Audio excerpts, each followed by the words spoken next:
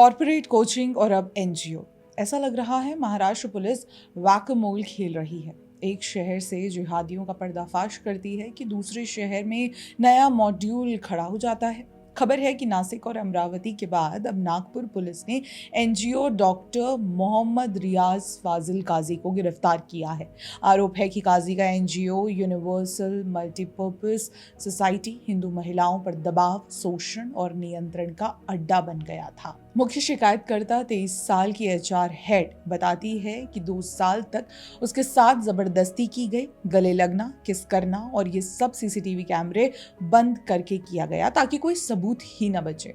लेकिन मामला यहीं खत्म नहीं होता। आरोप ये भी है कि महिलाओं को नमाज पढ़ने, रोजा रखने और बुर्का या पूरा शरीर ढकने वाले कपड़े पहनने के लिए दबाव डाला जाता था, खासतौर पर फील्ड विजिट के दौरान। यानी नौकरी अब सिर्फ काम नहीं रही बल्कि पर्सनल बिलीफ तक कंट्रोल करने का जरिया बन गई। और अगर कोई मना करे, नौकरी से निकालने की, नुकसान पहुंचाने की धमकी दी जाती थी। इतना ही नहीं, फेक सोशल मीडिया अकाउंट्स के जरिए इन महिलाओं की निगरानी की जाती थी। कौन कहाँ जा रहा है, किससे बात कर रहा है, एक तरह का डिजिटल पीछा, ताकि डर सिर्फ ऑफिस तक सीमित ना रहे। पुलिस ने 20 अप्रैल 2026 को गिरफ्तारी की।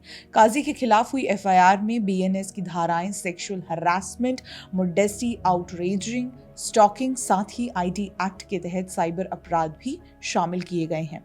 लेकिन कहानी यहीं खत्म नहीं होती।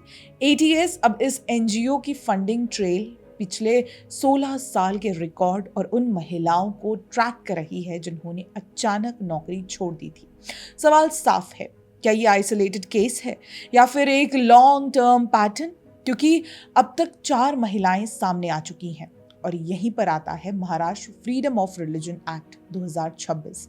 क्योंकि अगर आरोप साबित होते हैं तो ये सिर्फ हरासमेंट नहीं रहेगा बल्कि अनलॉफुल कन्वर्जन का मामला बनेगा। नौकरी के जरिए दबाव, धार्मिक प्रथाएं थोपना, कानून की भाषा में अनड्यू इन्फ्लुएंस और एल्यूरमेंट। इसका सीधा मतलब एनजीओ की रजिस्ट्रेशन रद्द हो सकती है, बैंक अकाउंट्स फ्रीज हो सकते हैं, एसेट्स सीज हो सकते हैं और संस्था को हमेशा के लिए ब्लैकलिस्ट किया जा सकता है। और काजी, उसे 7 से 10 साल तक की सजा का सामना करना पड़ सकता है, खासतौर पर इसलिए क्योंकि आरोपों में महिलाओं को टारगेट किया गया और प्लेटफॉर्म एक इंस्टीट्यूशनल सेटअप था। लोकल लीडर्स के अनुसार काजी और उनका पार्टनर सलमान अली एनजीओ के रिसोर्सेज का इस्तेमाल कर 2020 में हुए शाहीन बाग एंटी-सीएए प्रोटेस्ट में कपड़े और सब्जियां सप्लाई करते थे। इन सब में एक और ऐसी लेयर है जो इकोसिस्टम नहीं चाहता कि डिस्कस हो। आप जानते हैं, कल तक ये काजी को एक सोशल हीरो की तरह पोर्ट्रे करते थे। काजी ने कई अवार्ड्स जीते हैं, जैसे Times of India Nagpur hero award 2024, Mahatma Gandhi international peace award, Rajiv Gandhi Shiromani award, यानी अवार्ड्स, रिकॉग्निशन, क्रेडिबिलिटी, सब कुछ मौजूद था। नागपुर का ये case, Nashik TCS case, 2025 Delhi bomb blast case, white collar extremism का चेहरा है।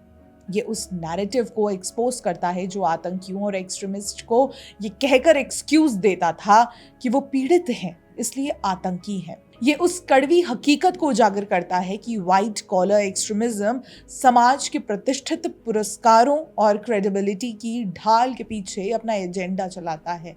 जब तक मुखौटा नहीं उतरता तब तक ये चेहरे शांति दूत बने रहते हैं, लेकिन पर्दे के पीछे वही कट्टरपंथ, वही शोषण और वही पैटर्न काम कर रहा होता है। फिलहाल महाराष्ट्र एटीएस इस पूरे मामले को महज एक आइसोलेटेड केस की तरह नहीं मान रही, बल्कि इसके पीछे छिपे एक बड़े और सुनियोजित लॉन्ग टर्म पैटर्न की गहनता से जांच कर रही है। आपका इस मुद्दे को लेकर क्या कहना है, हमें कमेंट करके जरूर बताइएगा। वीडियो पसंद आए तो उसे लाइक, कमेंट, शेयर करना ना भूलें। हमारे चैनल को भी जरूर सब्सक्राइब कर ले। बहुत बहुत धन्यवाद।